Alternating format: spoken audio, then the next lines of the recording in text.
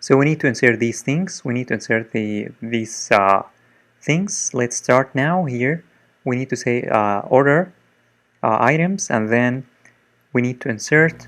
First, I'm going to start with the order ID. We need to say order underscore ID, and then the product ID, product ID, and then the after the product ID, we need to insert the I think, let me check the database, the product name. We need to insert the product name. So I'm going to insert next the product name, product name, and then after the product name, we need to insert the image, price, quantity, product image, and then product price, product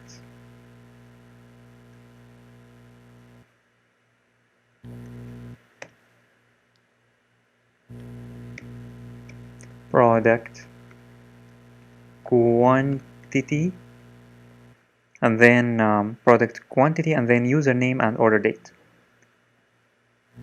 User name, and then order date. And then values, we need to say here values, and then question marks. So how many question marks? We need first here 1, 2, 3, 4, 5, 6, 7, 8. We need to insert 8 question mark. 1, 2, 3, 4, 5, 6, 7, 8, and then we need to execute this. So I'm going to say here statement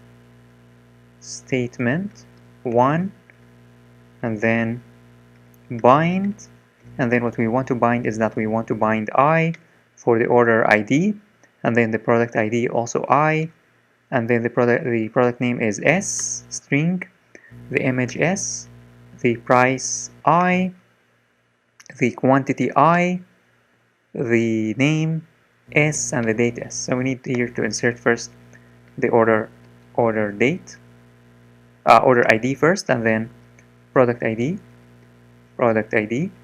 and then product name, and then product image, product name, product image, product name, image, price, product price, product quantity, and then order date. And make sure that they are 1, 2, 3, 4, 5, 6, 1, 2, 3, 4, 5, 6, 7. So something is missing, which is the user name. So here user underscore name, actually just name, because we don't have a variable called username, it's name. Also here it's name, not username, name, and here name. So we are good to go here. The last thing that we need to do with this query is that we need to execute this query. We need to say statement 1 and then execute. We need to execute this query, statement, and then execute. And now we are done with the second part, which is this part. Let me here type.